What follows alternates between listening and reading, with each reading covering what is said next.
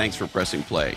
This is Christopher Lochhead, Follow Your Different, where we aspire to have real dialogues that celebrate the people, companies, and ideas that stand out. We are sponsored by our good friends at Oracle NetSuite. Learn how to turbocharge the growth of your business today at netsuite.com/different. I also want to tell you about my good friends at One Life Fully Lived and our annual conference, October 12th and 13th, 2019 in beautiful Long Beach, California. This will be an incredible weekend for those seeking mastery in their lives. And you can bring the whole family and learn from world-class speakers in the area of vision planning, finances, wellness, relationships, and more. And I'll even be speaking at the event, and I would love to see you there. For more information, go to the number onelifefullylive.org/clochhead, Lochhead, for more information and to register.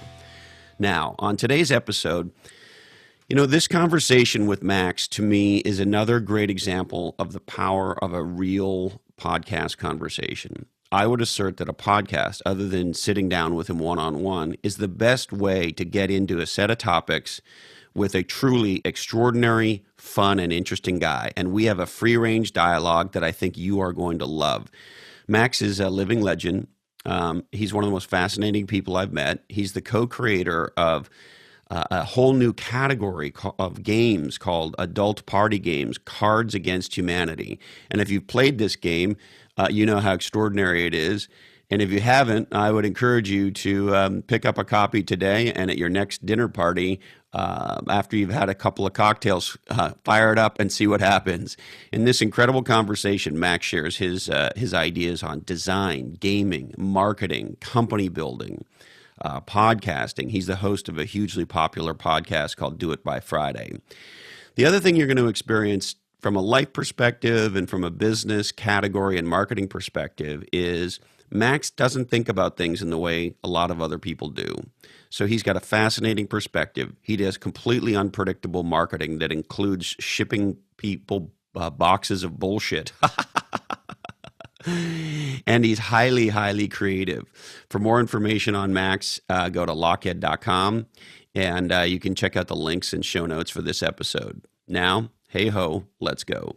So this is a big idea in philosophy of there's a difference between things that are necessary and things that are sufficient. And I think it's completely missing from it's vocabulary that most people don't have, and it's something they've never thought about. But sleep is a great example, or working hard is a great example. If you start a business, working hard is necessary, but it's not sufficient. You can't no one is successful just because they kill themselves with work. There's other things, you also have to be a critical thinker and have good energy every day and work well with other people and be patient and all of that. And that all is hugely detrimented if you're sleep deprived. Yeah. And I mean, look, you can't think properly if you're sleep deprived. And if you're overworking, you can't be creative. You can't be attentive. Things are going to fall between the cracks. And look, I'm somebody who did sort of nothing but work for the better part of 20 years. So, maybe I'm a little bit like a reformed alcoholic or a born-again Christian or something. But I think there's real pacing that's required. If you look at professional athletes, by way of example, we had Carrie Walsh Jennings, the legendary volleyball player, on. And she's getting ready for the Olympics. And there's a pacing to her training. There's a pacing to her competition. You can't always be on 10. And if you're always on 1 or 2, you're not where you need to be. And so there's a throttling up and a throttling back that I think we all have to find in our lives. Totally. Well, athletes, I think people who do training and athletes, specifically with sleep, there's so much. I mean, no coach tells their athletes not to sleep, right? Sleep is as important as recovery is as important as working out. It's part of the process of getting better. Absolutely. Your muscles can't grow unless you give them a break, take a day off. And I found, just as a side note, as I've gotten older, I do yoga at least once a week and I do Pilates at least once a week. So I try to do things that are more recovery, restorative, stretchy things as opposed to just charge. I read this thing in college or maybe I heard someone say this and it totally worked for me, which is I'm a horrible procrastinator. I really have no work ethic, and I've developed all these I don't know what you call it, all these like coping mechanisms for not really naturally being like a very hardworking person. But one of them was like in college, like, man, was I a procrastinator. Like I put everything off until the last minute. And I always found, I had heard, and I found it to be true for myself, that it was always better. Like if I had a big test coming up or I had to like, write an essay at the last minute or something, it was always better for me to get 8 hours of sleep the night before to do as much as I could with 8 hours of sleep versus working through the night. Because just coming up with crazy bullshit with our 8 hours of sleep would put me further ahead than working really hard all night but being sleep deprived. Right. And look, I don't know, you must feel the same way. I mean, when I go to bed at a reasonable time, which I normally do, I'm pretty much an early guy to bed and early to rise. And I get up at typically most days around 5 a.m. And if I've had a good sleep and you wake up and you feel good and you get moving a little bit and your brain's clear and, 7 or 8 hours of sleep and getting up early, these are powerful things. Yeah, I'm actually more of a night owl. I love working late. I'll work until 3 a.m. or whatever. And I like it. One reason is no one can really bother me, like especially once it gets like I'm in Chicago, so we're Central Time, but like once it gets past like 1 a.m., like even people in LA and the West Coast don't really bother you, and Twitter slows down, and there's just nothing to sort of distract myself. So um, that's when I get a lot of my like deep work done, like writing and good stuff. And then sometimes you get that kind of like when you're really when something really clicks and you're like really getting it and you're making good progress and you're writing something and it really starts to come together, like at least for me, like I get this crazy high, and then I don't want to go to sleep, so I'll often stay up until 3, but then I just sleep in. I just try to make sure I sleep in the next morning. So do you find by working later and working into the night that you can get into that flow and nobody bugs you? Is that why you like it? Oh yeah, I mean we I have a lot of responsibility. We have an off Cards Against Humanity has an office. That's the game that I make, and we have like our office in Chicago, and I go into the office every day and I work with people, and I always go in and I'm like, okay, here's the projects I need to get done today, and like do we curse on this podcast? You can curse your ass off. Oh, great. I don't get shit. I can't get shit done in that office because like the minute I sit down to like start writing something, someone taps me on my shoulder and they're like, there's a grease fire in the kitchen. And I'm like, oh, cool. Like I have to go figure out how to deal with it. Like something's always an emergency. Yeah. And well, that's, I'm calling you from home because, and I built a little basement studio for myself where I can just hide away, and it's actually been awesome for like getting stuff done. It's nice to just have like a quiet place where no one can bother me but the cat. Yeah, that my studio is like that too. It's a little sanctuary. It's you have to. It's part of the my home, but it's on top of the garage, so it's not connected to the house. You have to go outside, and like I come in here, and I just do my thing, and it's nice to have that space. Yep.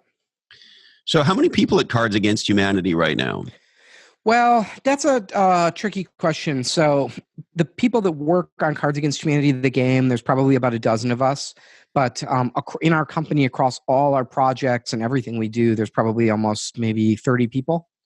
Wow. And that's we have like a shipping company we ship stuff for independent artists, and we have a science scholarship for women in STEM fields. Like we have all these weird projects we've started, and they all have different people working on them. So I want to circle back to something you said a couple minutes ago. You said that you have almost no work ethic. And when I look at you and I go to your website and I read about you and I hear about all these things you're doing and these games you've created, and obviously you're a designer, and you look like a guy who's doing a lot of stuff, and you've done a lot of things that are very, very successful. And so what do you mean you have no work ethic? I don't. I mean, I truly don't. I mean, I don't.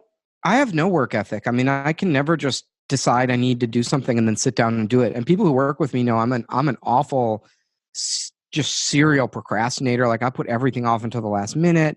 Like I wait until things are almost an emergency before I address them. Like I have no good habits. I've just managed to develop like coping mechanisms where I don't know, where I can still get stuff done.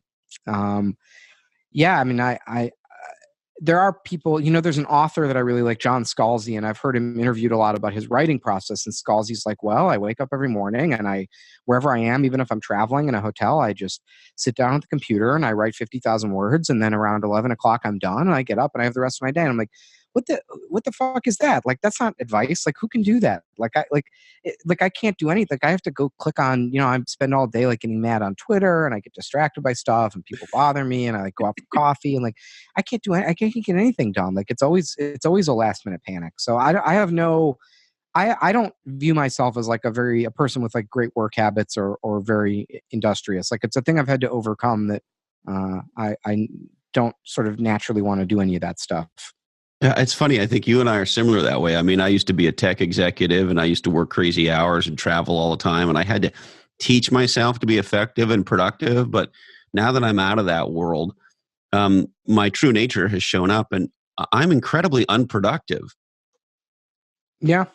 Yeah, it's not bad. I don't know. I like that. I really value the freedom of, like, sometimes I just get a weird idea, and I like being able to drop everything and explore it and see, think about it, or call someone up and brainstorm, or make a prototype. Like, I love that. I really value that. I hate being so, like, when I get really busy and I get really tightly scheduled, I really hate the lack of creative freedom of wanting to do something. The other thing is, like, I always have a million projects in the works at once. I mean, I'm working on, 30 things at once. And I don't know, I wake up and I don't know what I'm going to want to work on that day, but I really love the feeling of, like, sometimes I just wake up and I'm like, man, today I'm really excited about that one project. And then I get to go work on that. And that's a great feeling.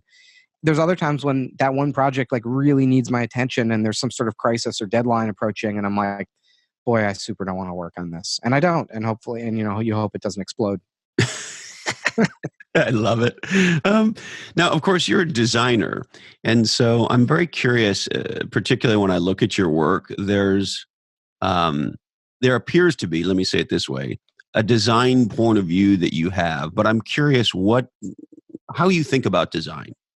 Yeah. So design is a wild medium, in that, what is it, right? There are so many skills. If you were to break down what does it mean to be a designer, there are so many skills that come into it. So I would say, like, the first one, the classic one, is like design thinking, and just organizing and orderly thinking, and empathy for the user and all of that. But then you've also got technical skills like understanding typography. There's print design, graphic design. There's all kinds of knowledge to have about digital stuff. There's color theory, composition.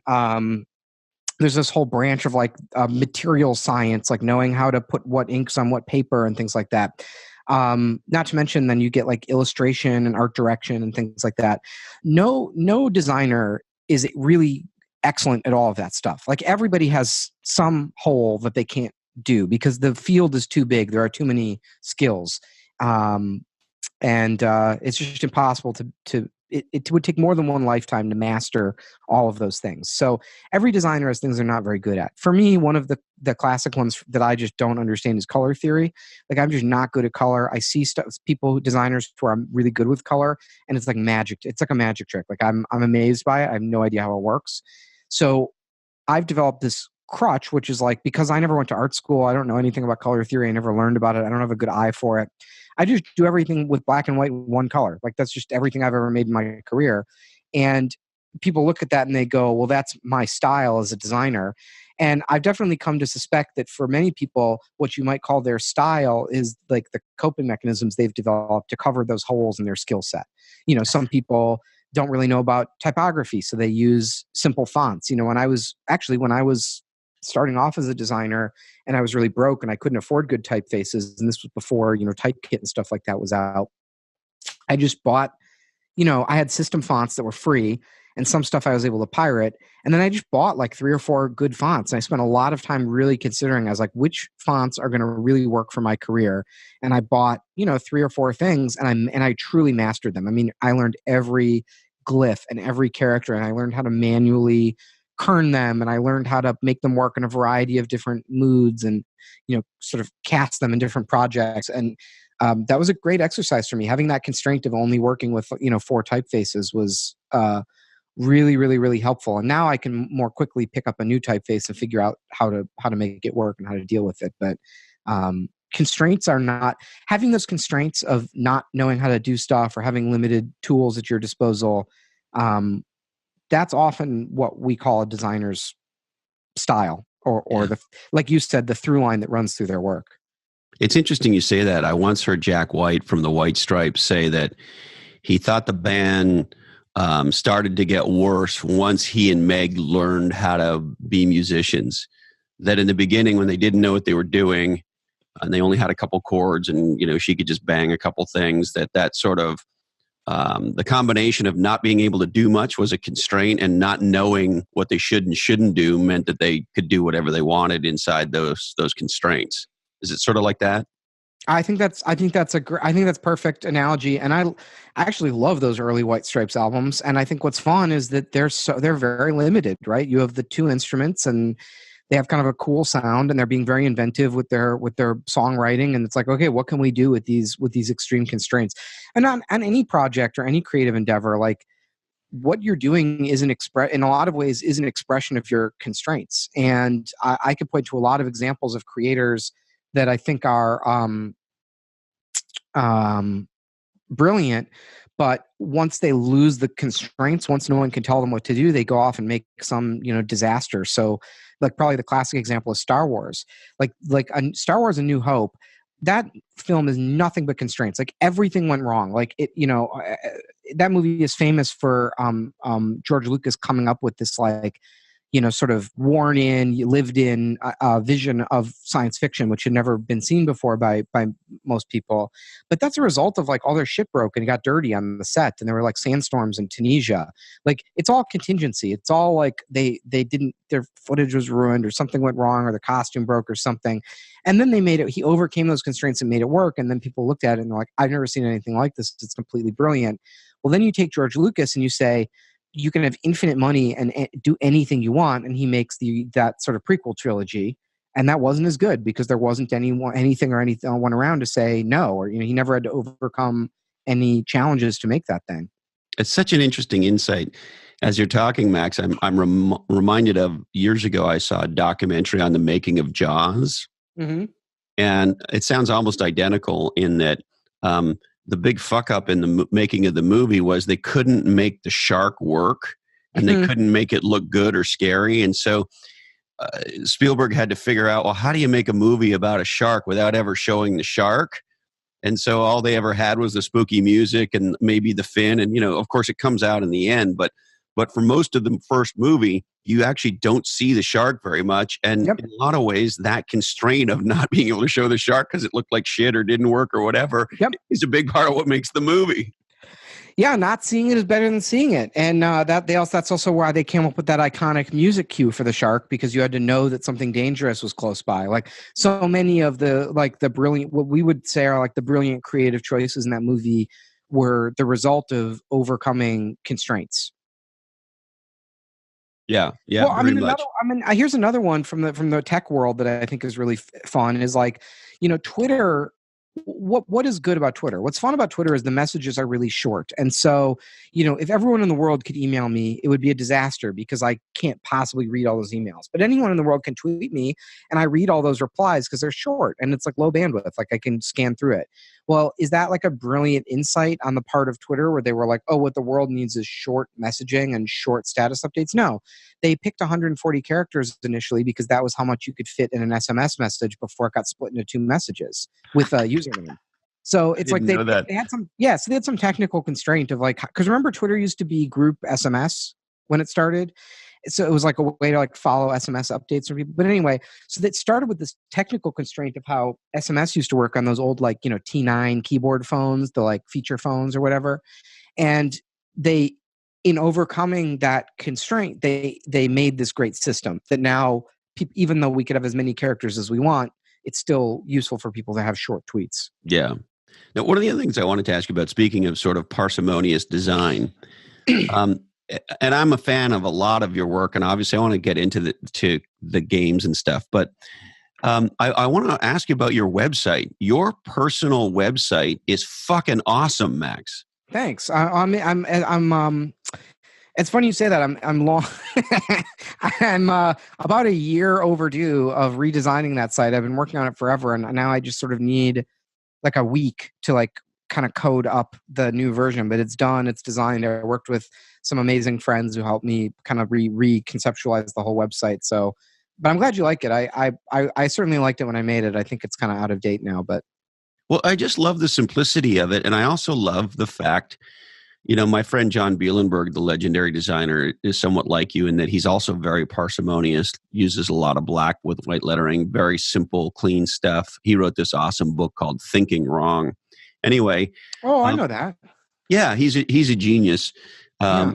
And so what I love about your website is the uh, amazing lack of what most people would call design. Well, that's an interesting thought.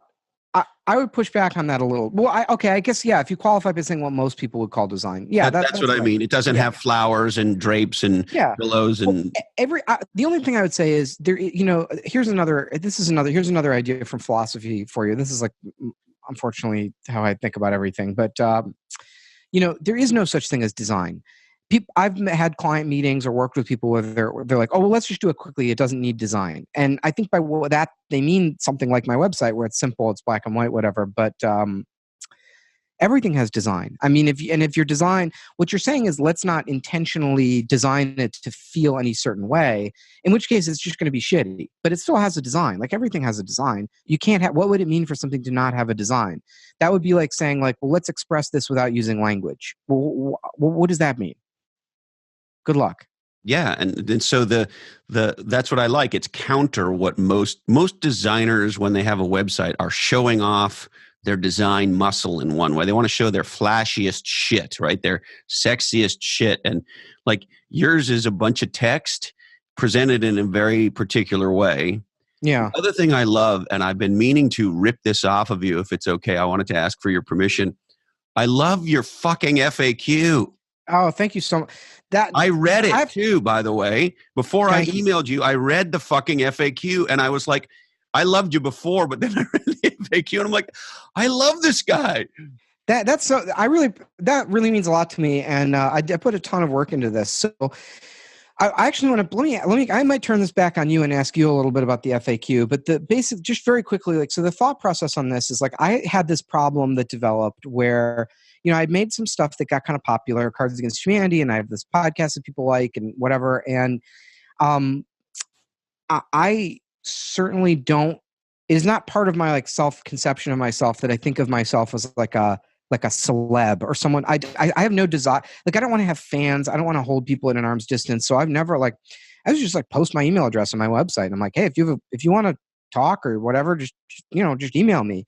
And over years, the overhead of doing that got bigger and bigger and bigger. And then I realized like I was really kind of treating people like an asshole because I would say, oh, well, I'll offer you advice. I'll help you with your thing. I'll design this. I'll work with you, whatever. I'll consult. I'll give you advice, whatever they would say.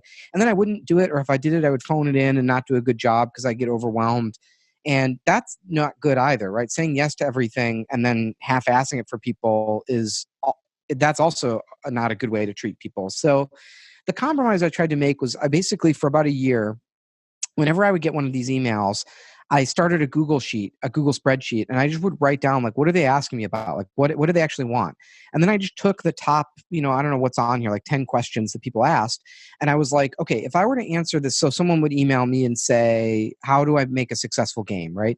And I would say, if I was going to pick one person and write them the best answer that I've ever written in my entire life and put everything I know, just brain dump, it's all going in and write the most generous, best email ever, what would that be? And I put a lot of work into this thing. I worked really hard on this FAQ, multiple drafts, and had people proofread it, and I still go in. Just yesterday, I noticed some like typos and some stuff I wanted to add, and I went in and updated it, and I've added more questions and all things like that. And now when people email me, what I say is, take a look at the FAQ, and I hope that it's helpful. I genuinely put everything I know about this topic into the FAQ. And if you still want to talk to me or ask me for something, feel free to email me afterwards. And I'll say, like, the number of emails I've gotten have gone way down. I mean, I get a tenth of what I used to, which is great. And the ones I get are much higher quality because people kind of already, like, I find myself like repeating myself less. Yeah. Well, I want to officially ask for your permission to steal that idea from you. Oh, I heartily recommend you do it. So this is where I want to turn it back on you. So if you had the FAQ on your website, I'm always thinking about this. What questions would you have on there? What do people ask you? For me, or what questions would I For want you. from you? No, for you. What would you put on yours? And it was been a while since I read yours because I read it when I originally reached out to you. But I think many similar things. I get asked, should I start a business or should I quit school and start a business? I get that one all the time. Yeah. What does it take to be a great entrepreneur? As a former 3-time CMO, I get lots of questions about, I'm a new CMO, what should I do? Or I'm thinking about a career in marketing, what should I do? And then I get all kinds of ones around podcasting and writing. Now, Can I ask you a question about like the CMO or like something about the career advice bucket? I meet with lots of people who ask me career advice, and then they meet with me and I take them out to coffee or we meet up or whatever, and then they argue with me. They don't want to listen to a word I have to say. Have you ever had that? Oh my God, more times than I can count. What is that? And I'm like, and I've always want to, I mean, I don't say this, but I always want to say to people like, listen, you asked me for my advice. Why don't you just shut up and let me talk? And then if you want to say I'm wrong and call me an asshole, just wait until I leave and you'll have all the time in the world. I've even had that with entrepreneurs that I've been an advisor to. And I can remember being sort of 4 or 5 years into certain relationships, right? And I get an email from this founder and say, hey, I really would like to talk to you about X. And I remember one in particular, I emailed him back and I'd been an advisor for many years. The guy had literally never listened to a fucking word I ever said, did pretty much the opposite, right? So I literally emailed him back, and we'll just call him Jimmy. And I said, Jimmy, I love you. I love your business. I'm proud to be associated with you. But you also have to understand, you've never listened to one fucking thing I've ever said. And so I'm happy to talk to you, but are you getting any value out of this? Because it seems to be a waste of both our time. Yeah. Oh, so it's so funny. People they want to ask me for advice about their thing, and then they spend the whole time arguing. I'll say, well, what if they'd be like, they'll say like, how much should I spend on Facebook ads as a percentage of my budget? And I would say, well, I would advise that you don't spend any money on Facebook ads. And here's another way to think of it. And then they'll start arguing with me. And I'm like, well, what'd you ask me for? Like, who's this for? Yeah, and if you already know, here's the thing, and I have now sort of trained myself with people to say this. If what you're looking for is validation for what you're going to do anyway, then I validate you. Go do it. Because you're going to fucking do it anyway. Right? That's now, so if funny. you want to really game this thing out and bang it around and maybe be a somewhat contrarian or consider the fact that I might have a different point of view and I might want to push you here, there, or whatever, then let's have a real authentic conversation. But if what you want is validation, we can save ourselves a whole bunch of time. I validate you. I love you. Go forth and be successful. That's so funny. I have that. I mean, I don't have, I sort of don't have the balls to say that in my FAQ, but I want to say that to people. And what's interesting is when I meet with people, because I ask people for this favor all the time. I call smart people all the time and I'm like, hey, can I run this idea by you? And what I want is I want them to put it through the gauntlet. What I want is please pick this apart. Tell me every way you can think of where this is going to fail and I don't know enough and every shortfall. And then I don't argue with them. I'm just like, wow, that's really smart. I didn't think of that. Or, I should go, I should think more about this. I'm so great when people rip something apart. I'm very grateful for it because it means they're thinking critically about it and they're not just telling me what I want to hear. That's a hard thing to get from people. Right. I already know why I think it's awesome. Yeah. Right. Right. I'm doing it. I clearly think it's a good idea because here I am doing it. Right. And I'm asking you about it. And I already think these ideas are awesome. And look, I'm like everybody else. I love it when somebody smart that I respect goes, oh yes, that's fucking awesome, your thing. And that feels good. But to your point, it's actually not that helpful. Right. And so as much as the validation feels good, it's a little bit like, it's a little bit like a shot of sugar in a moment, right? But it's not necessarily nutritious. This is not necessarily making your idea, your company, your product, your category, your marketing, whatever the fucking thing is, any better or different. It's just sort of, tickling your nuts, and we all like our nuts tickled, but it may be not what really. Yeah, no, you're totally right. I think related to that is, there's that whole idea there's a great blog post. I think I put it in my FAQ, but it's by Derek Sievers. and it's like ideas are just a multiplier of execution. Do you know that? It's kind of a classic Yeah. piece of writing about that. Yeah. And I think people, like, in general, they probably tend to dramatically overvalue their ideas and undervalue the execution as like where the value is coming from. And so when people meet with me, like, I'm usually pretty agnostic as to the idea of what they're doing, right? It's like that Roger Ebert quote, like, it's not what a movie's about, it's how it's about it. I'm like, well, you could do any idea. Like, it's not your idea. It's how are you going to execute? How are you going to do it? And then I start picking at that, and they want me to concede that their idea is brilliant. And I'm like, it doesn't matter. Like, any, well, Cards Against Humanity is a good example. Like, that's a dog shit idea. Like, that's not that great of an idea. It's just like it's a parlor game that's been around for 500 years. But like, we executed well on it. Like, that's what people like, is like the writing and the packaging and all of that. Like, there's nothing like, it's not like a brilliant idea that we had. Like, it's a pretty stupid idea. Well, I got to tell you, look, and I'm a little bit of a fanboy on this game of yours. And I don't play it that much, but I will never forget the first time I saw it. And I just thought, the crazy bastards who invented this, I love.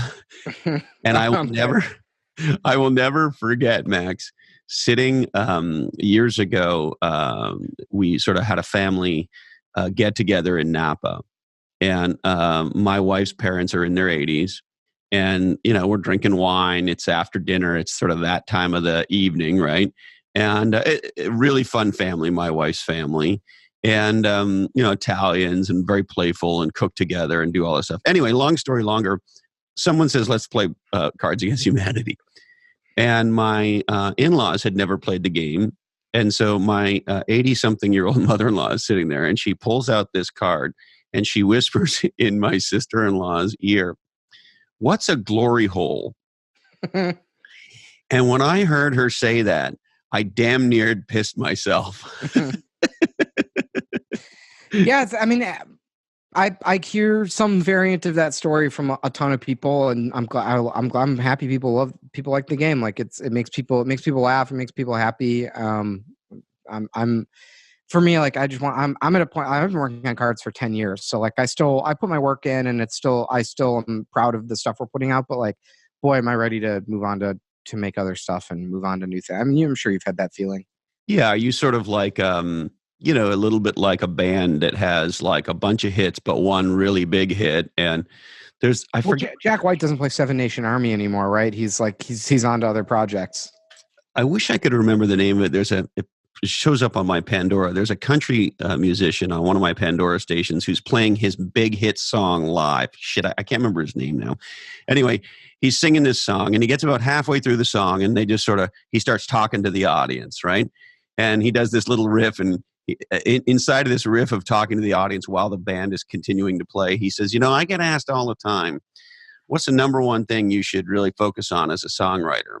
And he said, I'm going to tell you, after you write a song, ask yourself this question: can I play this fucking song every day for the rest of my life and not kill myself? Yeah. Well, I was reading, there was a great article or something going around the other day of like songs that were started as genre parodies that became taken very earnestly. So Smells Like Teen Spirit. It was like a one that was kind of parodying pop punk and then became this like pop punk standard. Fight for Your Right to Party by the Beastie Boys. That was a parody song of stuff they didn't like, and then it became this monster hit for them. And wasn't remember We're Not Gonna Take It? Wasn't that had a little bit of a vibe like that from Twisted? I think you're right. But yeah, I think like people, no one wants to be Beastie Boys obviously not only known for doing that one song, but like I'm sure they hated having to play that in concerts, and that was the thing everyone was yelling for. But 10 years in, can you also appreciate like, hey man, I fucking created a game with a bunch of other folks, of course, co-created this game that was a real game changer that many, many millions of people love. And I checked this morning, Max. You probably don't check that often anymore. It's still the number one game on Amazon.com.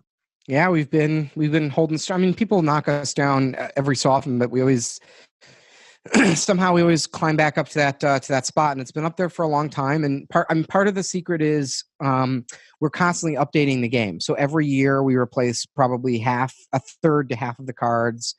in the game. We constantly are putting out new products. We keep the writing really fresh. I mean, like an example is like when we wrote the game, Britney Spears was like the sort of pop idol, and we have, you know, like Britney Spears jokes in the game, and obviously like there had to come the day when we were like, okay, these guys have to go because she doesn't mean the same thing in the popular, you know, vernacular anymore. So we're putting, you know, it's like I don't want to say like it's not like we're I think we're putting in the work to keep the game fresh and all of that, but it's at the end, the other thing that I love about cards is at this point what our company is almost like an advertising agency with one account, which is the game Cards Against Humanity.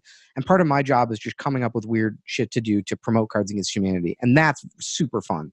Like we do all these crazy Black Friday sales and, you know, stunts and publicity things. Tell me about your bullshit stunt. I Yeah. I loved hearing about this bullshit stunt. Yeah, I mean, this is like we've done a long string of Black Friday things. So like Black Friday is this real dilemma for us because it's a huge sales day for the toys and games industry. It's very, you know, we obviously, it's like important to like our livelihood and our company's well-being that we like do something around the holiday season, and Black Friday is the biggest day of sales for us. But we have just sort of always decided that we never want to do like deals, discounts, coupons, or traditional advertising for Cards Against Humanity. We just don't do it. We don't spend money on advertising. So we've always had to come up with other stuff to kind of get people's attention on Black Friday.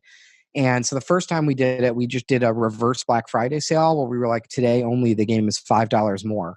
And I can't even tell you how stressed we were about this. I mean, the night before we launched this thing, we were like, this might be it. Like our fans might get so mad at us over this that they boycott the company and we're out of business. I mean, I couldn't sleep the night before. We were texting each other at 3 a.m. going like, we can't possibly do this, can we? And then, you know, sure enough, we did. The next day came along, we launched it. People thought it was super funny. The fans like played along with the joke, almost like it was this like improv scene where they were like, you know, afterwards they were posting like, I can't believe I missed the $5 more sale. You know, like I can't believe I missed it.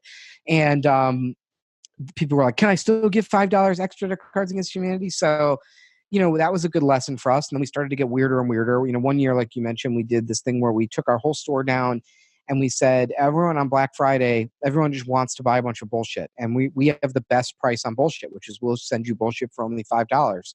And we've sold a box of bullshit, and that was all it was. And we sold out. We sold. And you literally sold bullshit. Yeah.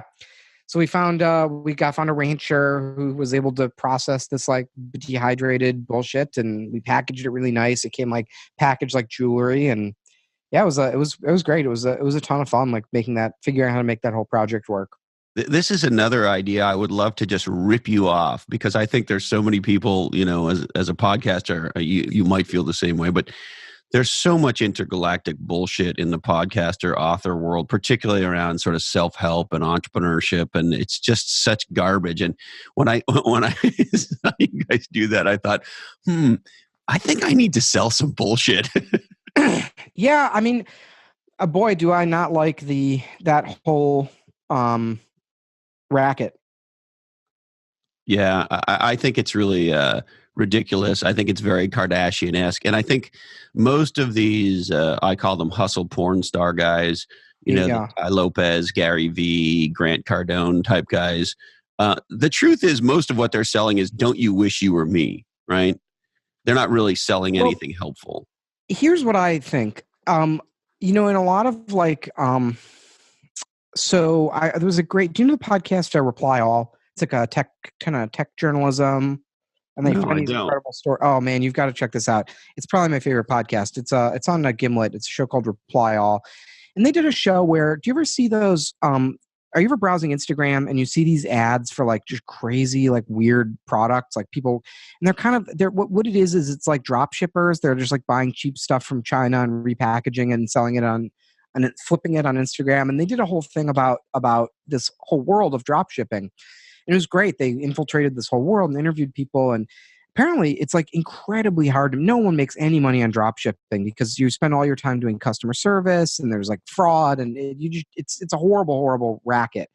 But in the world of drop shipping, people get into it because they're listening to these, like you said, these self-styled kind of gurus who are like, you can become a millionaire working from home with only 3 months of work by becoming like a drop shipping impresario. And they made the point that I think of all the time, which is like, if drop shipping is really so good and you can really make millions of dollars, why are all these people who are like allegedly good at it selling classes on how to become a drop shipper where you pay them hundreds of and thousands of dollars to get buy the secrets from them? Like, you would think, like, if it's so lucrative and it's so great to be doing what you're doing, you wouldn't spend all your time sort of lecturing people and giving them advice. You'd just be out doing it, making a living. Well, amen, hallelujah. Do you see Elon Musk selling courses on how to start space companies and shit? Well, no, but coincidentally, he can't run a regular business either. But weird example. maybe so. But great point taken. I'd be surprised if Tesla lasts long enough for this episode to come out. Oh, really? You're that pessimistic on Tesla? I think they make a great product, and they're an awful company. I mean, they would do much better without Musk at the top, I think. Wow, that's a provocative point of view. Why do you feel so strongly? Well, he's just the guy's out of his mind. Like, he's committing securities frauds in his tweets. He's announced I think he's announces these crazy features that engineering hasn't figured out yet, and kind of promises things to customers that don't exist with this philosophy of like, well, they'll have to do it if I promise it to the customer.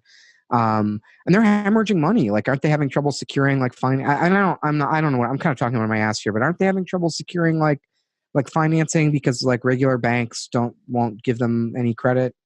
I haven't heard that, but it could very well be the case. Yeah. The thing I do admire is, as Spinal Tap so famously said, there's a fine line between clever and stupid. And, he dances on that line. And I think, like a lot of entrepreneurs and inventors, he's quote unquote crazy. And with crazy comes some crazy. Yeah. No, I think that's true. I mean, yeah, I would say like it's an interesting industry for that to be in, because a car company is not something where you don't want to wonder if the car company is crazy or not, right? That's something where like dependability and like good service and like safety and consistency are like extremely important. Yeah, you want the crazy folks over here and the QA folks and the product folks over here. Right. And speaking of the other thing, if you're holding up Elon Musk, is sort of like, I guess, like the antithesis of these like hustle porn people. He famously like sleeps on the factory floor and he's like opposed his workers like taking normal benefits like weekends and vacation and time off and things like that. Like, he's definitely in that camp of like crazy hustle porn people and like work until you're delirious kind of a thing. Yeah, no, I just meant in terms of he's not selling a course on how to, right? It's like legendary guitar players are very busy. Keith Richards is very busy playing guitar, not doing courses on how to play guitar, right? That's the only thing I was trying to score with you. Yeah, I'm curious, I'm with you on that. If you were advising me I think you're a genius marketer. Uh-huh. And I love all this sort of, you have this zany brain that thinks of these things that are completely orthogonal to, I think, what most people think of. And so if you were advising me, if I was the founder of a company or the CMO of a company, and I was looking at sort of all the traditional marketing approaches and thinking, how do I break out? How do I, what would Max do is sort of an interesting question, right? And so how would you advise me to sort of borrow some of the let's just ship bullshit or let's increase the price by $5 on black? Like, how do I think the way you do? Well, as my friend Patrick Rothfuss, who's an author, and many people come to Pat and they give him their writing and their short stories and things like that. And they say, Pat, would you critique my writing? Would you give me notes? Would you read the thing I made? And Pat has this brilliant thing he says to people. He says, well, what kind of feedback would you like? And tell me from a 1 to a 10, where a 1 is I'll just tell you the things I like, and a 10 is I'll rip it apart and really get in there. What kind of feedback would you like? Well, I would like a 10. I'd like you to rip. Okay, well, I would say like the Cards Against Humanity thing, I think people often approach the cards marketing stuff like selling bullshit. And then they're like, how can I do this for my company? And the thing is, the bullshit is just a tactic. It's downstream from a broader strategy and like beliefs that we have about Cards Against Humanity. Cards Against Humanity means something to us. And so when we come up with ideas, we're able to answer, is this idea right for us or not? Because that's like a substantive question. So the question I would ask you is like, what does your podcast mean? Like, what's special about it? What's different about this versus the 1,000 other, business advice podcasts out there? I would say it centers around a couple things. Number one, this notion of a real conversation, of a dialogue versus an interview. You've been interviewed a million times. In a classic interview, you have a professional host with pre-configured questions.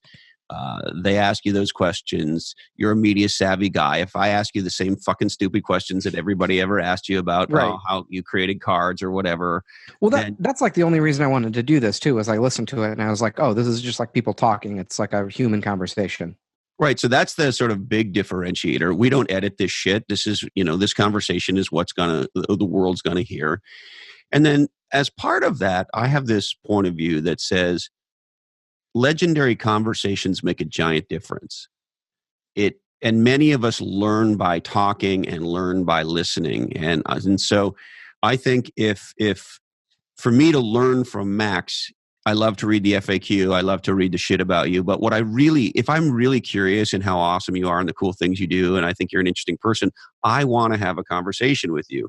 And my assumption is that people who are curious, people who are interested in things, enjoy a real conversation. And the beauty of a podcast is you can eavesdrop on that conversation. And so that's sort of where I start as our key differentiator. And then look, I have a point of view about certain things on startups and marketing and categories that get get sort of sprinkled around but the fundamental belief is that it is both educational and highly entertaining to listen to a real conversation that has a natural arc. There's this word we used to have in the English language that almost nobody uses called conversationalist. And I'm fascinated by interesting conversations, with people who are unique. Yeah. Well, the first thing I would say is like, I think you just need to, so in game design, I was many years ago, I was working on a game prototype, and if I'm being honest, the way I was working on it was, I played a bunch of other games that I liked, and I was like, what if I steal this from this game and that from that game and that from that game and mash them all together? And then made it a thing that worked. I mean, I would say it was serviceable. It technically kind of, you could play it. And I showed it to some game designer friends of people that I really respect. And my friend Zach Gage, who's like a game designer that I really look up to, played the prototype. And Zach sort of sat back and he said, well, what's special about this?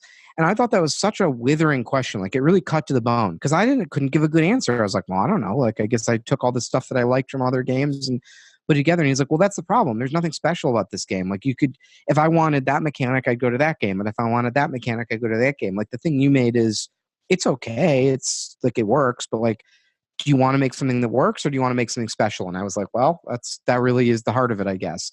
And so I always think about that. That's like one way to get at what I'm talking about, is like, I always try to think of like, well, what's special about this?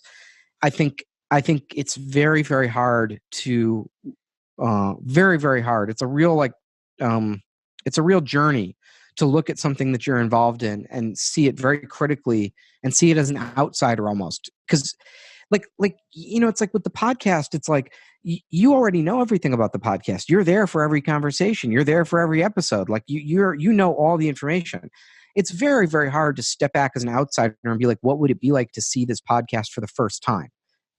I have no clue, right? Very, very hard. And I'll say like that ability to like step, it's like you want to like be like Doctor Strange. You have to like float outside your body. You have to like astral project and imagine what it would be like to see it. I actually think that's a kind of a design skill. I think sometimes designers are able to really cultivate that skill of, you're able to step back and squint at it and be like, what would it be like if I didn't know everything about this and I was seeing it for the first time?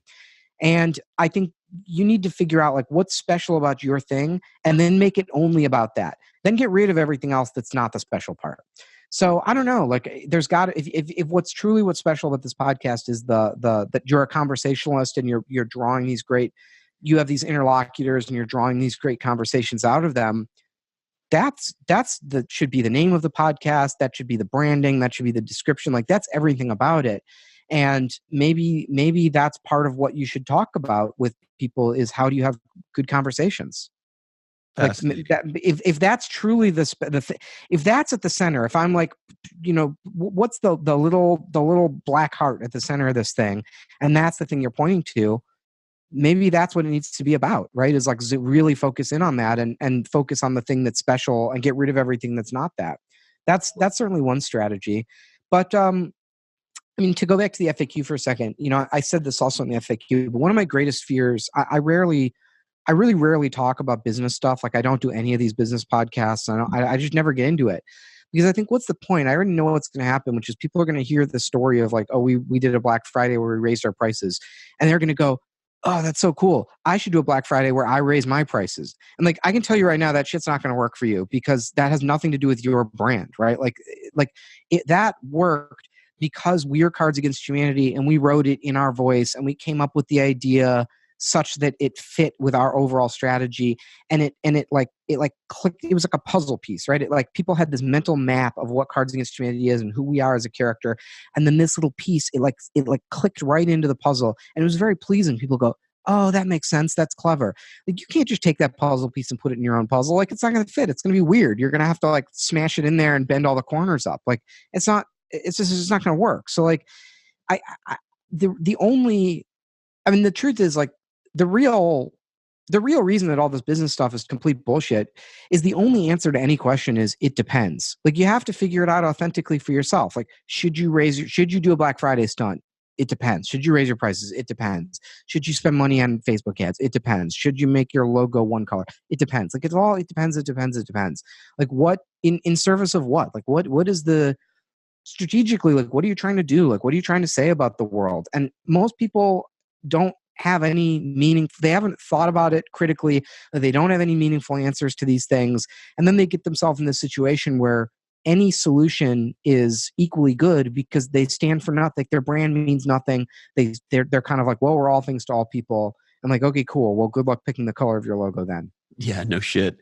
And so I'm curious, there's a very clear, and obviously Cards is the one I'm most familiar with for obvious reasons, but there's a very clear, what I would think of, but I want to hear how you think about it, sort of true north point of view of what Cards Against Humanity is.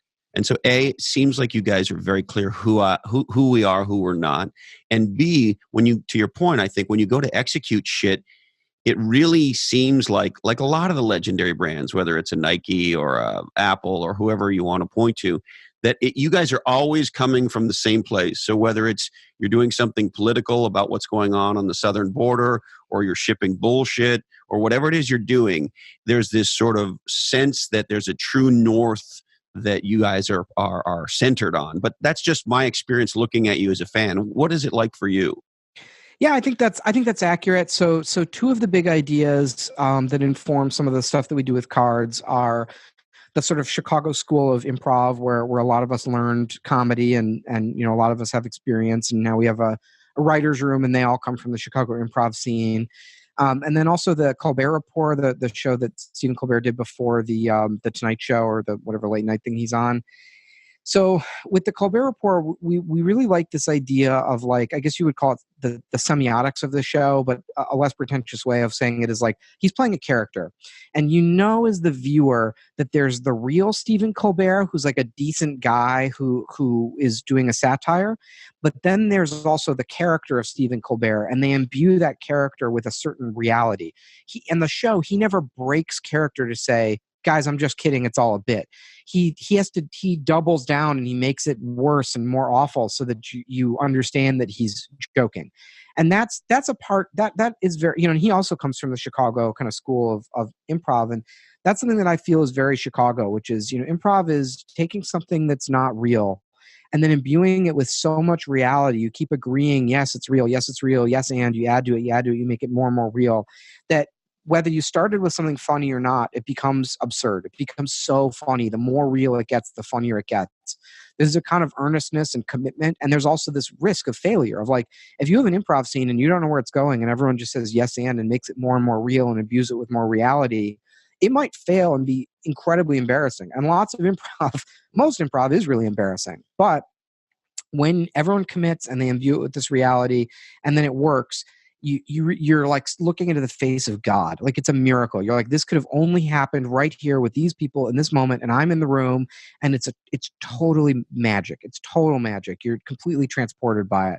So those are the ideas that inform, to me, the character of Cards Against Humanity. I hope people know that behind the scenes, we are like decent people. We actually have like excellent customer service. We're very generous. Like we give people like refunds and stuff. Like we always like tell like this is like an idea from Disney, but you know, Disney has this idea of magic moments where like if you're a cast member at Disney World, you're empowered within certain reasonableness to just do whatever you need to like blow some kid's mind. So if it would make a kid's trip to to skip a line or meet a character, have something magical happen, you're just supposed to make it happen. Like bend the rules, spend the money, give something away, like create that magic moment because you're making a Disney fan for life.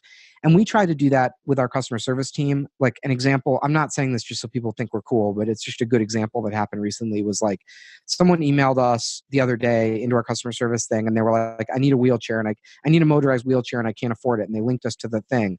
And that was like the whole email. And they were actually kind of shitty about it. They were like, buy my fucking wheelchair. And someone forwarded it around and they were like, what should we do about this? Like, we might be getting trolled. It might be a prank. And we looked it up and the wheelchair was like $600. And we're like, you know what? Let's just buy it and see what happens. Like, I'm honestly curious to see what would happen. So we bought the wheelchair for the guy and it ships out in a couple of days. And I'm like honestly curious to see what happens if he posts about it or who knows. But like, that's like Disney magic. And it's like, what's $600? Like we could easily spend $600 on a company dinner, right? Like it's, we'll see. Like maybe it was a complete waste of money and we'll look back on it and be like, boy, I wish we didn't spend that $600, but maybe it'll wind up on Reddit and he'll make a really nice comment about us or something. Like we have no expectation of it, but like, we're going to try it and see what would happen. So I hope that behind the scenes, people know that we are genuinely trying to like be excellent and blow people's minds and all of that. But then we also have this like character that we commit to. And I think that the more fully we commit to that awful character in our public communications, the funnier it is. Like it just gets more and more funny. Yeah, I mean, what's the tagline for the game again? About for people, we call it a party game for horrible people. For horrible people, right? Yeah. And so the character that is the game is this horrible person, right? Yeah, we're very cocky. Like Cards Against Humanity is not the voice of Cards is like not neurotic in any way. Like we're definitely very confident. What else? We're very we definitely have a certain like disdain for our fans. Like we kind of, you know, we have sort of, I don't know, like we sort of have this like, you know, here's some slop for you hogs kind of a voice. There's a kind of laziness with the writing of Cards, like tonally, like when you read it, it should sound, kind of sounds like thrown out and lazy. Now the reality of it is there's a team of like a dozen people, like, and you have no idea how hard we're working. Like every comma, every hyphen, every adverb, every word is getting, I mean, we're working, so it's like poetry. Like we're working on every word to try and make it work with this voice and make it work. Like nothing is without scrutiny. But what we hope that it feels like is just sort of breeziness or laziness, you know, this kind of slacker voice that comes across. And I think sometimes that leads people to think like, oh, well, it's really easy. The people always ask like, oh, how high are you guys when you write this thing? Because they imagine from reading it, they're like, they must just get high and come up with crazy shit. And like, man, we don't. Like it's not drugs, it's depression. Like we're just working and anxiety. Like we're just sitting there just working just so hard, like fighting, going to bat for like I said, like every comma, like every word choice, like meticulously testing over like millions of hands in play tests, like every single card in the game. Like, I mean, we're really sweating the details there, but that's so you're not just a bunch of potheads spitballing shit. No. I mean, that's the reality of it. I mean, that's like was just like great quote from, I think it's from Penn Jillette from Penn and Teller. And he was like, the secret to every magic trick is the magician is working harder than you could possibly expect, you know, on something you would never anticipate. And that's true for, I think that's true for a lot of clever stuff that Cards does and other companies too, is like, well, the secret is like you're seeing it for 30 seconds, but we work for 2 years on this. And I'm curious, what's your perspective now? I mean, you start with a Kickstarter campaign. Am I remembering this right, Max? Yep. And you raised, Well, was it? at first we just put the game online for free. Like we didn't even sell it. We were just like, here's a PDF of a funny thing we made. Well, and it's still for free. I was on your website Yeah. today. It's still, we can go to cardsagainsthumanity.com and download the whole fucking thing for free right now, can't we? Yep, absolutely. And why is that true? Well, we put it out for free just because we thought it was fun. I mean, the company was born out of, we made something funny and we thought it would make people laugh and we wanted to put it out in the world. And there was no, I don't mean this as like a cool, like we started in a garage story. Like when we made this, like there was no other game. You have to understand, like the world, it was a pre-Cards Against Humanity world. Like there was no such thing as adult party games. Like it wasn't a thing. Like it was just, they're certainly not on the market. Like it's just like, we couldn't have been sold in retail. Like no game publisher would touch it. Like, so we kind of made this thing and we're like, what do we do with it? And we're like, literally the only folks thing at Mattel weren't bending over backwards to give you a ton of money to do this. No one who would have wanted, like it was like, even when we describe it to people, they'd be like, you're out of your minds. Like, this is so weird. And we genuinely just wanted to make people laugh. And so we just put it online and like, no, this was not part of our life plan. None of us wanted to become game designers. None of us wanted to make a comedy party game. And the other guys are, I work in politics. Like Josh is like an astrophysicist. Like Ben owns a coffee shop and he works in advertising. All these guys have like other, like one of the guys just got a PhD in evolutionary psychology. Like they all have like other stuff they're doing. We all have things that were like our plan in life that we're off doing. None of us were like, oh, we'll make a successful adult party game. Like that's not a plan. Like it's just this thing that happened to us. Like, and so we never had any thought beyond, let's just make people laugh and put it online for free. Now, that being said, like it started developing a cult following. And I think we were very savvy of like, it's a combination of getting lucky and being smart, right? You have to have both. Like there's an element, for sure there's an element of luck. And I also think we were very smart. And there were times where we were really able to capitalize on getting lucky and make really good decisions that made the company kind of blow up and become successful and like get it in front of a really big audience. But, there is an interesting thing of like, I think a lot of the stuff that I love in the world and even stuff other people have made, a lot of that stuff starts from this desire of, what if I just made this thing because it would be neat? And like, I just put it online and see what people think. And then 10 years later, it blows up into a big company or something. But then on the other hand, there's people who are like, I am going to start a $1 billion company. And those ideas like rarely are delightful. Like they rarely work. Like, does that make any sense? Like there's kind of a weird thing with that of like, sometimes maybe it has to do with that conversation we were having about constraints or something. But sometimes I think just by allowing yourself to think small and just say, I'm just going to make something that just delights a few people. I'm just going to put it out there and we'll see what happens. I really think a lot of times those ideas turn into these huge phenomenons. And very rarely does someone go, I'm going to change the world with this huge idea. And then it works exactly as intended. Well, and when they say that it did, they're often lying. Right.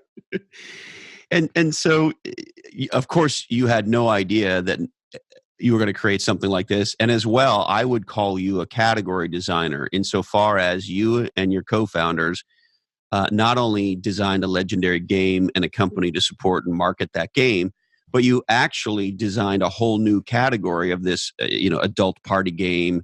And now there's a whole bunch of copycats and people trying to riff off of you, and it's a new genre, is it not?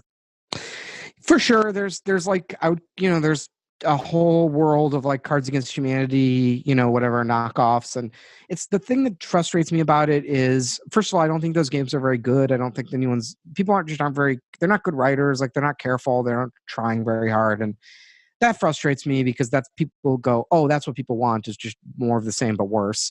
And I don't, that's I hate that. But the other thing is people like very uncritically like they try to like make it look exactly like our game. They're like, oh, well, the right way to make one of these comedy games is to make it like a black and white rectangle box. Like, that's not the right way to do it. That's just the way that we happen to do it. And we did it we had reasons why we did it that way, but like, what are your reasons? You're just doing it because we did it that way. Like, you never had a conversation about, look, we picked like Helvetica and black and white after much trial and error, and we picked it because it was funny. Like, it made the words funny. We typeset them different ways, and we play tested it, and we tried it, and we realized like giving it that look made it really funny. But now other people make their games black and white Helvetica just because they think like, well, that's how these things look, and like, why though? Like, there's no like critical interrogation of like why they're doing the things they're doing, and that's what drives me up the wall. Like, I hate that, and it's not that we're being ripped off.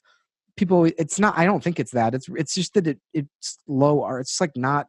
There's no art in it, right? It's so crass. They're just like, oh well, we'll just copy cards because that's exactly what they did. But in response to the thing you said though, of like you said like, am I a co-founder or whatever? Like, it's interesting. Like, I never call myself a co-founder. To me, people, if you're a co-founder, if that's like an important part of your self identity or whatever, or you have a startup or any of that, to me, what that says to me is the artifact, the work product is the company.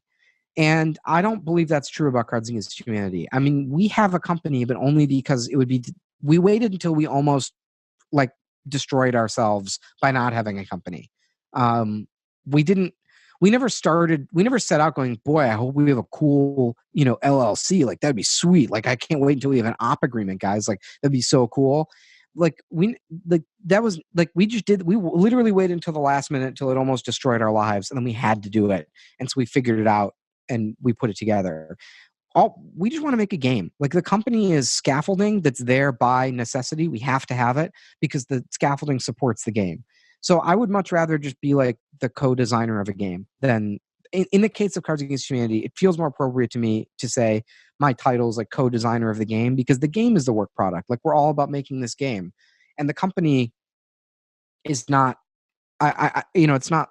We're not building Apple here, where it's like, oh, it's like these people and these values that are like the cool thing. Like, the cool thing is the game. Like, we're all there in service of the creative idea of the game. I love it. And now I'm curious. I read some shit online about a deal cooking with Comedy Central.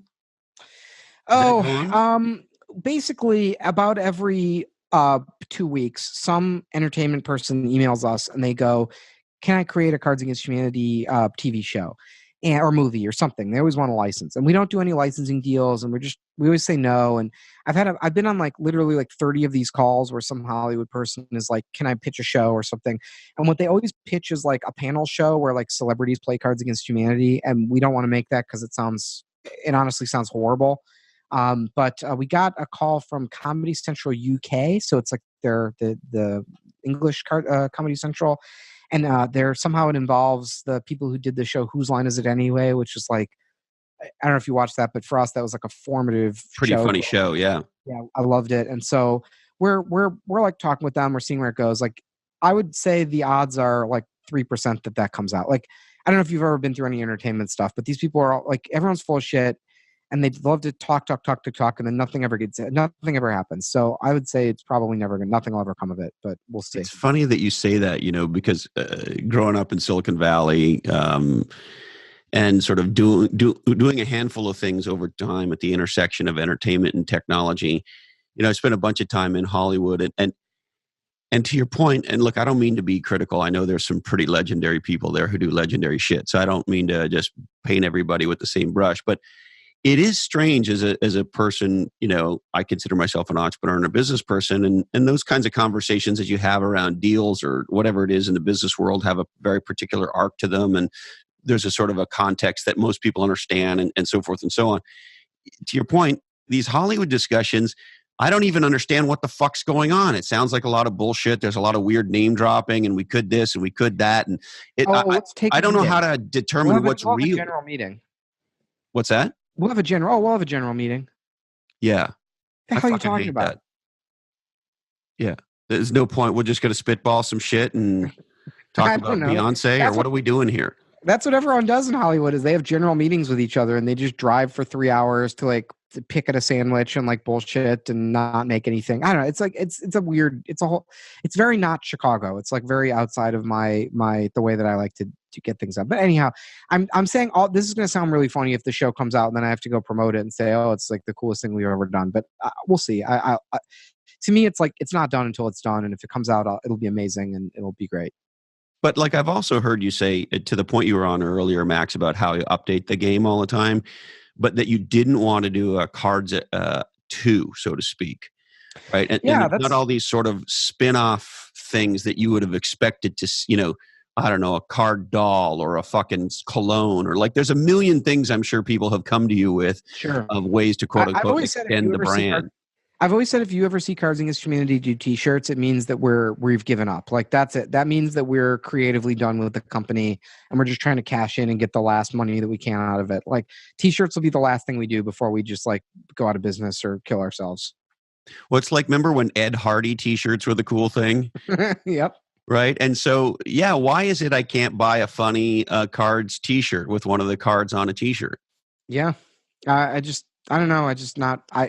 I guess like we've had lots of internal discussions about it. And like, so part of it is I just think it would be fundamentally lame to make a t-shirt company. Like, I just don't want to make a t-shirt company. And there's other people like, I have my friends at Threadless who I think are much better at that. And I don't have any illusions that we have any like special knowledge or anything that would make us make a successful t-shirt company. So that's number one. But number two is, uh, well, we've just had like I like making a game. Like I just can't that be enough? Like can't we just be a game company? Like do we have to be a media conglomerate? Like and we have lots of back and forth. I mean, there's 8 of us who work on the game, partners together, and we certainly have lots of back and forth about this. So sometimes the guys will be like, we should get into the t-shirt industry. And to me, the thing that I'll always push back on is I'll go, well, what's our brilliant idea for t-shirts? Like, let's start by looking at a great idea and then decide if we should do that or not versus like abstractly talking about becoming like t-shirt impresarios or whatever. It's so interesting that you say that. Have you heard of the comedian Kathleen Madigan? Kathleen Madigan, the She producer of she Star tours Wars. with um, um, Black. Oh fuck, Lewis Black a lot. Oh yeah, I know. She's Oh my funny as god, shit. yeah, She's she's awesome. hysterical. She's been around forever. She's been around a long time, and she's been a Yeah. hugely successful 20+ year career as a stand-up. And she was coming. I live in Santa Cruz, and she was coming to Santa Cruz, and my wife and I got tickets, and we are looking forward to seeing her. Anyway, long story longer, I was doing some Googling around, and I read some interviews with her, and she made this exact same point. An interviewer sort of said to her, "Hey, Kathleen, like, why don't you have a sitcom? Why aren't you like Roseanne? Or why aren't you doing this? Or why aren't you doing that?" And she said, look, when I started off, my goal was to be a professional stand-up comedian. And what I really wanted to do was make people laugh, have a good time, and travel the country with my friends doing something that I enjoyed. And I made it. This is what I wanted to do. And so I'm going to fucking do this. I don't want to be Roseanne. I want to be Kathleen. And this is what I wanted to do. And so this is what I do. And I don't do all that other shit. Yeah, I think that's so smart. And I would also draw a distinction, like to use like maybe like being an author, for example. Like I think there's a difference between writing books and being an author. I know there are plenty of people out there who are like, they are an author professionally. Like that's kind of like what they do is like they talk about being an author and they talk about writing and stuff, but like they don't write so many books that people read. For me, like I would rather make games than like be a game designer. Like being the noun is not that meaningful to me. Like I like the verb. Like I like making stuff. I like doing stuff that makes people happy. Like I like learning new things. Like I like the active part of it. And I sort of fear the stagnation of like being a game designer, right? Like where you're like spend all your life talking about it or whatever. Like doing this podcast once is fine, but if I did every one of these podcasts and filled up my calendar with like podcasts where we like talked about making games, like I'd blow my brains out because I can't stay. Like it's so stagnant. Like it's so like it's just like navel gazing. Yes. And like who's that for? Like what is that? I don't know. No, I totally get it. In my world, by way of example, with all due immodesty, I give a good speech. I'm a good public speaker. And from time to time, somebody pays me to do that. However, and it's a giant however, I am not a professional speaker. I don't have a fucking speakers bureau. I'm not traveling around trying to do this shit. For exactly that same reason, I feel like if I said, okay, now I'm a professional speaker, then I go from being a guy that does stuff to being a guy who talks about doing stuff. And I want to be the guy doing the stuff. Is that sort of how it is for you? Yeah, totally. Yeah. Yeah, And the so, goal to me, I mean, there's this idea, another idea from Walt Disney that I think about is he said, we don't make movies to make money. We make money so we can make more movies. And it's maybe a subtle distinction for people, but to me, like the point of the great gift of like Cards Against Humanity being successful is like I can make more games. Like it's not I didn't like Cards didn't come out of this desire to make money. It just came out of this desire to make something that made people laugh. And I just want to make more stuff that makes people laugh and make people happy. It's so amazing you say that, Max. Lately, I've been engaged in this debate in the podcast world. I don't know if you've heard this one. Some of the top podcasters now are charging their guests, in some cases, $5,000 to come on and be a guest. And I was just on a podcast debating this against a guy who is for this, and I'm completely against it. And sort of his fundamental argument is, hey, I built this platform and it's worth something, and you should pay me because I'm doing all this promotion for you and all that. Wait, tell me the two sides. I'm not sure I followed. So the one side is, if you want to go, so there's a podcaster in the entrepreneur world named John Lee Dumas, and he's got a podcast called Entrepreneurs on Fire. And I don't know exactly when, but at some point, sounds dangerous. Yeah, it's a very popular podcast. Yeah, and someone should put them out. Anyway, I don't know what he charges, but he now charges his guests to come on his podcast. So if you want to go on, Jesus Christ, you got to pay him some amount of money. Wait, it should be the okay. All right, I'm following this. Okay, wow. Sorry, not to betray my opinion, but you should be paid to be a podcast guest. Jesus Christ. Well, sort of, right? And my position is, and the people who believe this, I just debated this guy named Super Joe Pardo who believes this, and he does this in his podcast. I look at it and go, well, fuck. And he says, I built this platform and people should pay me to be on my platform. And to your point, the way I think about it is, well, first of all, I'm not sure I built this platform is the way I think about it. But here's what I do know. The degree to which there's some people around my podcast who are interested in the kind of conversations we're having. The reason I wanted to do this was A, to have the conversations with guys like you, and B, to share it with the world so that people who are interested could kind of tune in. And the big sort of thing that's blown me away is now for people who come on my podcast, it tends to be somewhat helpful for them in their career or their business or whatever, because they get some exposure. And I look at it and I get this is a long answer, but I look at it and go, this is why I did this, was to be able to create an environment for people that I think are interesting, doing really cool shit, to have conversations and share those conversations. That's why I did this. I didn't do this to fucking charge Max to be on my fucking podcast. I'm honored. I'm stoked that you're here, and the degree to which we have a quote unquote platform that is helpful to you and Cards and the other things you're doing. I want to promote you because I think you're cool and interesting. To the point of Super Joe's, is that really what he calls himself? Yeah, Super Joe Pardo. Jesus Christ. To the point of Super Joe's thing of like, well, this is my platform. Yeah, like, of course, that's the whole thing. Like, it's your platform. Like, if I go on your podcast, like, I don't get a split of the ad revenue. Like, I don't get any of those like Twitter followers. Like, you are putting that's my being there puts equity into the thing that you own. Like, you should pay if anything, I actually think that there's a scandal in podcasting. The podcast guests aren't, not that I think I need to be paid to be on your show, but like, in general, like, it's a lot of work to prepare to go on a podcast and take time out of your day to do it. And there's this whole convention in this industry that you don't get paid. But if you're a CNN contributor, you get paid to go on CNN because you're putting value into CNN's platform, and CNN is selling ads and making a living doing that. So every other industry has this idea that you pay your guests to do work to come on your thing. Like, it's wild to me that there's this convention on podcasts that no one is paid to be a guest. But the whole idea that you should pay to be on a podcast, I mean, that's also like, basically you're just buying ads on someone else's platform, but in disguised as content, which is also possibly like an ethics and legal issue. I don't know if it's a legal one. I'm no lawyer. I do think it's unethical. And I do think, and even if you disclose it, because I think if you're going to do it, you have to disclose it. But I want, the folks who listen to... I'm still caught up that he calls himself Super Joe. What's so super about him? I don't know. And I don't know how he got that nickname, or whether I have no idea. He seems like a nice enough guy, but he's representing a point of view. Apparently Lewis House, who's supposedly a big damn deal. I'm not a big fan. He does that. And now JLD, who's got a giant podcast, does it. And apparently there's some others, but I mean, you're only going to, if you make your guest pay to be on your podcast, you're only going to get the most like mediocre, like shit tier guests. Like, who would do that? Like, I That's would what never I think. be on a podcast. Like, I don't even want to be on a podcast for free.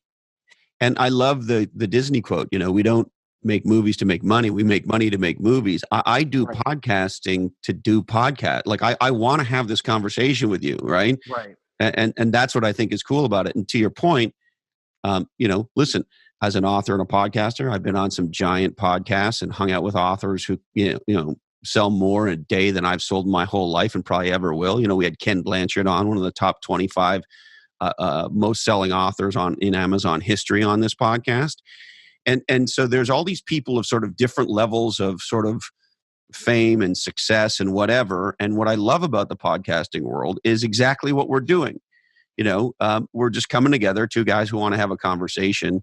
And to the Disney quote, we make money to do podcasting. We don't do podcasting to make money. Yeah. Now, there's one more big. Podcasting is uniquely full. There's this other startup Luminary that's getting a lot of buzz right now. Like, something about podcasting attracts people who hate podcasting. Like, why do all these people who hate podcasting want to destroy it? Why do they feel the need to do a podcast? Like, can't you just do something else that you like? Like, go. Like, I don't understand it. Like, these Luminary people have such contempt for podcasting. They so clearly hate the medium. They hate the work. They hate the people. Like, they're just trying to tear the whole thing down. Like, I don't understand. Like, just do another startup if that's what you want. I don't know why you'd want to do something you hate. And I think podcasting is one of the coolest fucking things that ever happened. And I was a huge fan of it long before I ever started. And my joy surrounding it has increased ever since I became a podcaster. And the podcast that I love, you can tell when the people behind the podcast, the host or whoever, where it's a labor of love and where it's not. And that's what I want to listen to. Mm-hmm. Now, I do want to ask you, you have created some huge hits. Is there any advice that you would have for people who look at you and go, yes, there's a serendipity to something like cards, but listen, you have other games that have been very successful. You have a great podcast. There's lots of other things that you've done that have achieved success as well. Do you have any particular insight on how do you make something that you care about, a creative endeavor like you've embarked on? How do you make it successful in the world? Well, I can sort of spout off a bunch of sort of like philosophical bullshit of things that I think about it, but I would also just preface that by saying, like, I don't know that I have any special insight into why the things I do that are successful, because I do lots of things that aren't successful. And if there was some secret sauce that you could do where it's just like, oh, I'll just do my trick and then everything will work, like, what you would expect is all of the projects I do would be very successful and people would care about them. But like, most of the stuff I do, like, more than half of the stuff I do, like, no one cares about it. Like, I mean, a small number of people might care about it, but it's not like, it doesn't blow up like Cards Against Humanity. So like, I don't know. Like, if I knew I would obviously make another Cards Against Humanity or make other projects like that. And beats me. Like, I don't know what makes some things work and some things don't. So that being said, like, I don't have anything like radically different than what I've been saying the whole time, but I think a lot of people are looking when they hear these business startup, bullshit things or read these books or whatever. People are looking, or even when they talk to me for advice, what they're seeking is a way out of the difficult journey of authentically understanding what's special about the thing they're doing and trying and failing. Like, I understand why people don't want to do that, because it's emotionally taxing and it's hard. And I'm going through it right now on a game I'm working on, and it makes me want to die. I hate it, and I feel like a failure, and it's never going to work. And I'm like, what am I doing with my life? Like, why? Like, yeah, it sucks. It's horrible. It's like the dark night of the soul. But also that struggle of not knowing what to do, you have to go on the journey of accepting. A part of every creative journey is that you don't know what to do next. And part of being an artist is accepting the feeling of not knowing what to do next as normal. That is part of the creative process. And any sort of hack or system or thing that you can work that gets you out of that, anything that lets you like pop a parachute and bail out of this like process of not knowing what to do, and then working and trying things and not knowing what to do and not knowing what to do and not knowing what to do until you stumble upon this special thing that's at the heart of what you're trying to do. If you have some way to avoid that, it's going to fail, because that is the creative process. Like that pain and that uncertainty, that is the journey to understanding that makes your art good and worthwhile. So it's crazy to me that people have some sort of hack other than you just have to work hard and try lots of things and do lots of testing and be willing to fail over and over. Like, which is like, I know that's trite and everyone says that, but like, what do you want from me? Like, that's what it is. Like, you just gotta, you gotta very critically interrogate the thing you're doing and try and understand what's special about it, and then get rid of everything that's not that special part. And that's hard. It's because if it was easy, everyone would do it and everyone's stuff would be successful.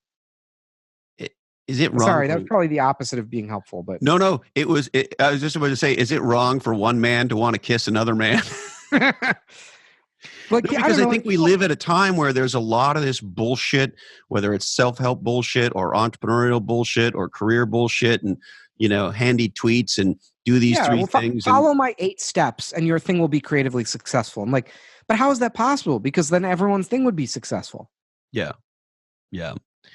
You are fantastic, Max. I really appreciate this conversation. Is there anything else you'd like to touch on before we wrap? No, this was great. Well, no, I had a lot of fun. This is a great show. Thank you, man. And I'd love to have you back anytime. If you've got new stuff you're working on or ideas you want to kick around with a welcoming ear, I'd love to have you back. I admire the shit out of you and your colleagues.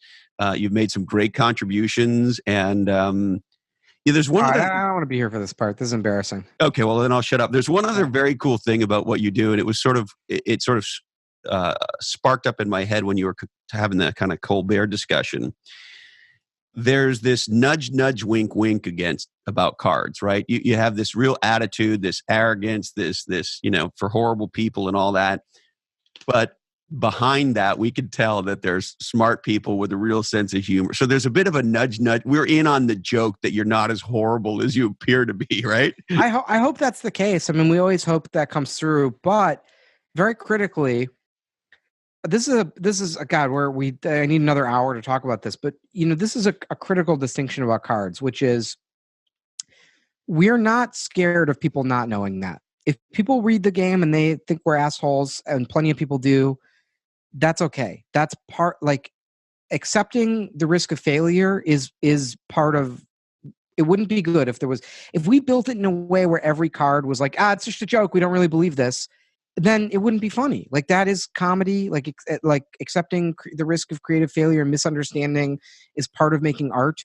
And I think it's probably detrimental to art that so many people are afraid of being disliked. They're so desperate to control how they're perceived. I think that's probably overall bad for art. But that's a whole, like I said, we need a whole other hour to get into that. Well, that's a very cool idea, and I would love to welcome you back for that conversation and any other you ever want to have, Max. All right. Thank you very much. Thank you, brother. I appreciate it. All right. There he is, the legendary Max Temkin on the Oddcast. And, as I've thought about the conversation with Max, one of the other things that sort of strikes me is how grounded in a point of view he is, how grounded in a true north he is, how he knows what Cards Against Humanity would or wouldn't do, why he knows they don't want to sell T-shirts, by way of example. And, it's the very rare inventor, creator, designer, entrepreneur who is so deeply grounded in we are this and we are not that, and willing to have the courage of his conviction to stick with it. Incredible guy. I hope you enjoyed it as much as I did. Now, if you want to grow your business, you got to know what's going on. And NetSuite allows you to master knowing the critical things in your business so that you can empower your growth.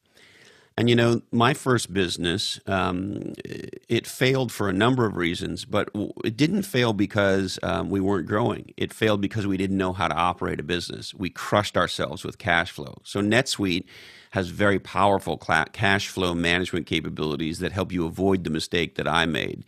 Also, today we live in a hyper-dynamic world with what people call omni-channel markets and marketing, and we have to be able to do business digitally and physically and through distribution channels and direct and so forth. And so having an omni-channel strategy across multiple geographic markets is critical and yet incredibly hard to get done. NetSuite has pre-built all of that for you. In addition, to cash flow management and sort of being able to have multiple channels, planning and budgeting is an area where entrepreneurs tend to fall down. NetSuite is incredible at that, facilitating both company-wide and departmental planning that allows you to roll up your models, allows you to have approvals and workflows associated with that, and then reporting against your plans. It's an incredibly powerful platform, so check out netsuite.com/different.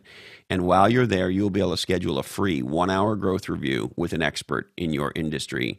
Because if you want to know, you got to grow. And with NetSuite, you're always going to know. All right. We would like to thank the legendary podcast by today's guest, Max Temkin. Check it out. Do It by Friday at doitbyfriday.com. And of course, if you're one of the few people who doesn't have a copy of Cards Against Humanity, pick one up, and they make an outstanding guest as well, a gift rather as well. Niche Down: How to Become Legendary by Heather Clancy and myself. Why not pick up a couple of copies on Amazon.com today? OneLifeFullyLived.org. Don't forget, check us out, and we'd love to see you at our conference in Long Beach later on this year. Are you an executive looking to create an unbelievable future? Check out Future Hackers. Bixson2 at BICKSON, the number 2.com. My friend and guest, Dushka Zapata, and I got to tell you, she was our first guest. She's our most regular guest, most reoccurring guest. We love having her on. And if you haven't listened to an episode with Dushka, go to lochhead.com, type in DUSHKA. And I am always amazed when she comes on at the emails and the tweets that we get. And people just love Dushka. There's a reason 135 million people have viewed her work on Quora. GrowWire.com, what legendary entrepreneurs are reading to grow their business and themselves. Check out GrowWire.com. GoBundance, the mastermind group of legendary male entrepreneurs who are grabbing life big. Check out GoBundance.com. Now, are you in Australia? Do you want to do some legendary marketing? Then my friends at Rapid Media are who you want to talk to. Check out rapidmedia.com.au. And do you love popcorn? Who doesn't love popcorn? Well, I'll tell you, you haven't had popcorn until you've had Fisher's popcorn since 1937. And my wife and I just got 2 big barrels of this stuff. Oh my God, is it ever great? It'll change what you think of popcorn. Check out my friends at fisherspopcorn.com. All right, I need to remind you that today's information is provided to you solely for informational purposes, and this oddcast is the sole property of the Lochhead Oddcast Network. All rights do remain perturbed. We must warn you that taking any information from this oddcast, if you're going to do it, you should really get the consent of a medical professional. Support your local designer. Don't forget to buy John's Crazy Socks. Be a podcast legend and tell 2 people you love about 2 podcasts you love. Listen to the amazing Robert Earl Keane. Only buy pasture-raised, free-range eggs. Thank you, Candy Dandy. I love you, Mom and Dad. And hey, Colin, this oddcast really ties the room together, doesn't it? Today, my deepest apologies go to Gary Vaynerchuk. Sorry, Gary, we just ran out of time for you. Thank you so much. It means the world to me that you want to hang out, stay legendary, and until we're together again, follow your different.